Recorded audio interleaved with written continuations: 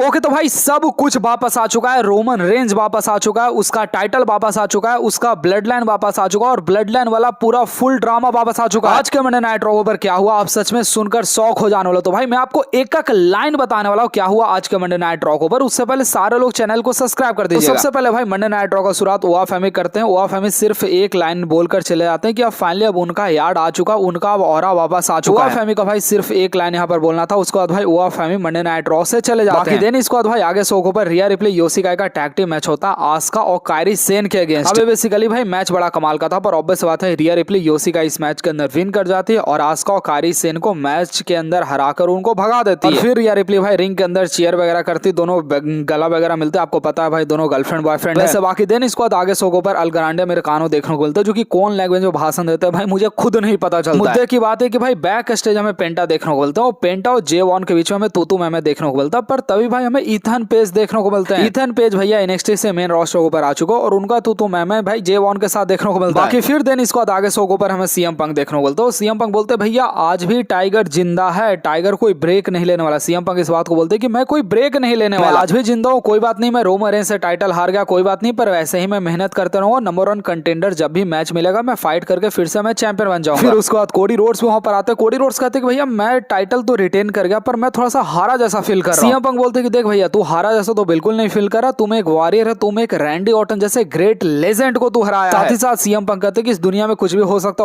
है, मैं तुम्हारा टाइटल के लिए नंबर 1 कंटेंडर बनकर तुम्हें चैलेंज भी कर सकता हूं। भाई यहाँ पर जाते जाते कोडी रोड्स बोलते कि तुम्हें जब भी चैलेंज करना हो तुम मेरे पास आ सकते हो, मुझे चैलेंज कर सकते हो। मतलब सीएम पंक और कोडी रोड्स का फ्यूचर है मैच हो सकता है। बाकी दिन इसके बाद भाई आगे शो पर हमें ईथन पेज का मैच हमें देखने को मिलता है जे वॉन के साथ। डब्ल्यू वाले भाई इस वाले मैच को तुरंत ही ऑफिशियल कर दी थी, पर मैच के अंदर भाई थोड़ा सा गड़बड़ हो जाता है। जे वॉन जो रहते हैं भाई ईथन पेज के साथ फाइट कर रहे होते हैं, पर जाकर रूसेफ के ऊपर अटैक कर देते क्योंकि भाई रूसेफ रिंग साइड के मतलब बाहर वहीं पर खड़े थे और इनका ऑलरेडी पहले से पंगा चल रहा था। तो सबसे पहले भाई ईथन पेज इस मैच के अंदर विन करते हैं सक्सेसफुली, भाई जे वॉन को इस मैच के अंदर हराते हैं और फिर भाई एंट्रेंस होता है हमारे रूसेफ का। रूसेफ भाई अपना सबमिशन मूव वगैरह लगाकर जे वॉन को यहाँ पर मार देते हैं। फिर भाई एंट्रेंस होता है यहाँ पर पेंटा का, पेंटा ज्यादा कुछ कर पाते ईथन पेज भाई उनको छेड़ देते हैं, जिसके कारण भाई पेंटा भी कुछ यहाँ पर रूसेफ का बिगाड़ नहीं पाते। फिर रूसेफ भाई अगला इलाज यहाँ पर पेंटा का करते हैं। तो देखने में ये लग रहा है कि ईथन पेज और रूसेफ का साथ आपको जोड़ी डब्ल्यूडब्ल्यूई कंपनी के अंदर आपको बहुत जल्द देखने को मिल सकता है। ये जोड़ी सच में कमाल का होने वाला है। बाकी भाई जिस तरीके से रूसेफ जे वॉन को सबमिशन मूव लगाए थे सेम उसी तरीके से पेंटा को भी सबमिशन मूव लगाते हैं। बाकी दिन इसके बाद आगे शो पर तलविंदर देखने को बोलता है। देखो भाई तलविंदर क्या बोलता है क्या करता है, भाई आकर पटाखा छोड़कर चला जाता है, तो इसके बारे में बहुत ज्यादा डिस्कशन नहीं करूंगा। बाकी आगे शो पर हमें लिव मॉर्गन देखने को बोलता है। भाई मेरे को लगा शायद से भाई रकेल का हिल्टन होगा, पर रकेल ने भाई लिव मॉर्गन को हिल्टन अभी फिलहाल नहीं किया। लिव मॉर्गन बड़ा कमाल का स्पीच देती है। लिव मॉर्गन बोलती है कि देखो आज मैं इतना सक्सेसफुल हो गया हूँ, मेरे पास टाइटल आ गया, इसके पीछे का श्रेय कहीं ना कहीं मतलब स्टेफनी को ही जाता, क्योंकि स्टेफनी ने मुझे इतना हौसला दिया, स्टेफनी ने मुझे इतना ज्यादा हौसला दिया कि मैं फिर से टाइटल विन कर पाई। ओल्ड लिव मॉर्गन को फिर से वापस लेकर आया और अब वो फिर से अब करंट है फुल पावर के साथ वापस आ चुका है, कोई भी उनको कुछ भी बिगाड़ नहीं सकता है। भाई हमें एनएक्सटी से हमें सोल रुका, आपको पता है भाई एनएक्सटी के अंदर काम करती है, मैं अगर आपको नहीं पता, ये आकर भाई आकर सीधे लिव मॉर्गन को मैच के लिए चैलेंज कर देते हो और एडम पेयर आकर इनके मैच को भी ऑफिशियल कर देते हैं। अब देखो इनके बीच में जो भी बातचीत हो मैं बहुत ज्यादा बताने नहीं वाला हूं, सिंपल भाई आकर टाइटल के लिए चैलेंज मांगती है, आकर एडम पेयर मैच को ऑफिशियल कर देते हैं। मुद्दे की बात है कि भाई मंडे नाइट रॉ पर हमें लिव मॉर्गन सोल रुका का मैच देखने को मिलता है। ये मैच बड़ा कमाल का था, पर ऑब्वियस बात है भाई रकेल और रॉक्सन प्रेज इस मैच के अंदर डिस्ट्रैक्शन क्रिएट कर रही थी, इसलिए सोल रुका भाई रिंग के अंदर जाती है और आकर रकेल और रॉक्सन प्रेज दोनों के ऊपर जंप कर जाती है। पर भाई इनकी एनएक्सटी की कोई दुश्मन आ जाती है मेन रोस्टर को। भाई देखो मुझे इस चमगांडी का नाम नहीं पता, पर भाई ये आकर सोल रुका को बुरी तरीके से पेल देती है और सिर्फ लिव मॉर्गन का काम रहता है पिन करना। लिव मॉर्गन इस मैच के अंदर पिन करके उनको हरा देती है। तो कुल मिलाकर भाई सोल रुका मेन रोस्टर के पहले मैच के अंदर भाई अपनी किसी दुश्मन के वजह से हार चुकी है। बाकी आगे शो पर भाई हमें ब्रॉक लेसनर का बहुत सारा वीडियो देखने को मिला। भाई ब्रॉक लेसनर का बहुत सारा वीडियो दिखाया गया और सच में भाई ये बहुत ज्यादा इमोशनली था, मतलब मैं क्या सही बताऊं ना, तो ब्रॉक लेसनर जब रिटायर हुआ था ना, मैंने भाई एक वीडियो रिकॉर्ड किया था, जब मैं वीडियो रिकॉर्डिंग कर रहा था मतलब वॉइस ओवर कर रहा था। भाई आप नहीं देख पाओगे मैं कितना रो रहा था, मतलब मैं कभी दिखाऊंगा आप लोगों को, बहुत बात दिखाऊंगा। बाकी भाई पॉल वन भाई मतलब मैं कभी इमोशनली मैं कभी रोया नहीं हूँ भाई, मतलब मैं ब्रॉक लेसनर के लिए रो गया भाई, बहुत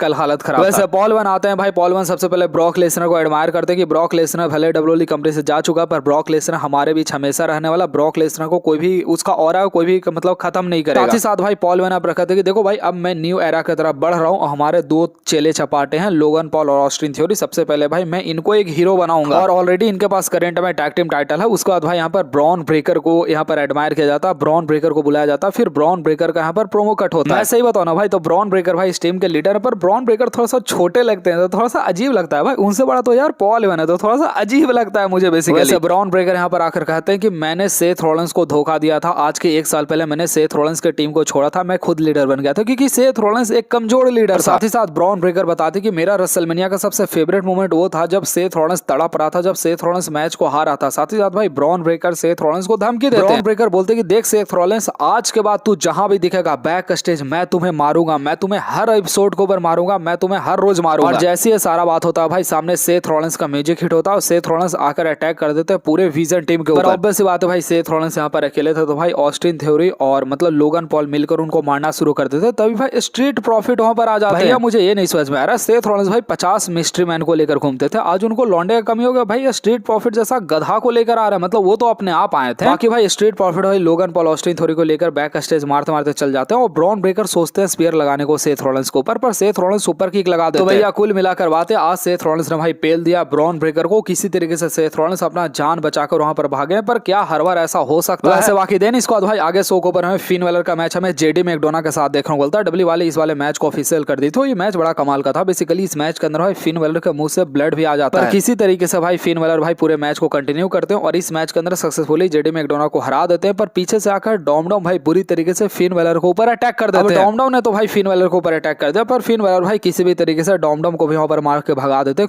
कुल तरीके से फिन वेलर का थोड़ा सा जीत हो जाता है। वैसे वाकई हमें आगे शो के ऊपर हमें गुंथर देखने को बोलते हैं। गुंथर भाई यहाँ पर फुल जोश में थे। गुंथर से पूछा जाता है अब आपका नेक्स्ट प्लान क्या होने वाला? गुंथर बोलते हैं भैया अब तो मुझे चैंपियन बनना है, क्योंकि भाई मुझे जिसको हराना था मैंने उसको फाइनली हरा दिया, अब तो भाई मुझे चैंपियन बनना, मैंने सेथ रॉलिंस को हराया। तभी भाई सामने से एले नाइट आते हैं। एले नाइट कहते हैं भैया मैं भी उस लाइन में खड़ा हूं। कुल मिलाकर बात है तो भाई एले नाइट बेइज्जती करके चले जाते हैं गुंथर का। एले नाइट कहता है अगर तुम्हें भिड़ना तो पहले मेरे से भिड़ना होगा। बाकी देन इसको शो के बैक स्टेज हमें रिया रिप्ले देखने को मिलता है। रिया रिप्ले भाई यहाँ पर योशिकाई से बोलती है कि भैया योशिकाई नाम है ना इसका, हाँ योशिकाई नाम है। योशिकाई से बोलती है कि मुझे मंडे नाइट रॉ पर जाना क्योंकि मैं अब करंट में स्मैकडाउन की चैंपियन बन चुकी। तो यहाँ पर योशिकाई कहती है चलो ठीक है हम लोग दोनों अब अलग हो जाते हैं। जब रिया रिप्ले जा रही तो पीछे से लिव मॉर्गन बोलती है कि हमारा मुलाकात जल्दी होगा। तो मतलब आप लोग समझ सकते हो लिव मॉर्गन और रिया रिप्ले का भी कुछ ना कुछ चल सकता है फ्यूचर। बाकी भाई शो का मेन इवेंट होता है वही अगेन और भाई रोमन रेंज अकेले कार से यहाँ पर उतरा, बस वहाँ पर पॉल बने रहते हैं। रोमन रेंज भाई बैक से जाकर उसो से मिलता है। उसो से कहते हैं भैया तुम मेरे भाई हो चलो तुम भी चलो। भाई ये इतना अच्छा वाइब दे रहा था जिस तरीके से रोमन रेंज भाई पहले ब्लड लाइन के साथ एंट्रेंस करते थे टाइटल लेकर, फिर से वही वाइब आया रोमन रेंज सबको कहते हैं एक्नॉलेज भी करने के लिए। रोमन रेंज भाई यहाँ पर उसोस को बोलते हैं कि देख भाई उसोस तुम लोग मेरा भाई हो, तुम लोग हमेशा मेरा साथ दियो, हम लोग फिर से भाई एक साथ होने वाले हैं, क्योंकि अगर हम लोग खुला पंजा रखेंगे तो हम लोग कमजोर रहेंगे। तुम्हें आज के टाइम पर कोई अल्लू जल्लू आकर पेल का चला जा रहा तो हम लोग दोनों मतलब हम लोग पूरा टीम एक साथ रहेंगे, क्या तुम हमारे साथ होने के लिए तैयार हो? उसोस कहते हैं चलो ठीक है भाई मैं तुम्हारे साथ होने के लिए तैयार। रोमन रेंज का भाई ब्लड लाइन यहाँ पर बन जाता। उसके बाद भाई रोमन रेंज सबसे गले वगैरह मिलते हैं, एक्नॉलेज मी वाला भाई पूरा साइन बना रहा होता है। पर तभी हमें जेकब फाटू देखने को मिलते हैं। जेकब फाटू आते हैं रोमन रेंज के सामने खड़े होते हैं। रोमन रेंज कहते हैं भैया तुम्हें क्या चाहिए हमसे बोलो जल्दी। रोमन रेंज कहते हैं कि भाई मुझे पता है तुम ऐसे मेरे टाइटल के लिए आए हो, पर जेकब फाटू कहते हैं मैं तुम्हारे टाइटल के लिए नहीं हूं, मैं सिर्फ तुम्हारे टाइटल के लिए नहीं हूं, मैं तुमसे सब कुछ छीनना चाहता हूं। मैं तुमसे तुम्हारा फैमिली छीनना चाहता हूं, मैं उला फला माला छीनना चाहता हूं, मैं तुम्हारा लग्जरी लाइफ छीनना चाहता हूं, मैं तुम्हारा प्राइवेट जेट छीनना चाहता हूं, मतलब मैं तुम्हारा सब कुछ छीनना चाहता हूं। रोमन रेंज कहते हैं कोई बात नहीं बउआ, हमेशा ऐसा होता है, इंसान मतलब चकाचौंध में ऐसा खो जाता है, कोई बात नहीं।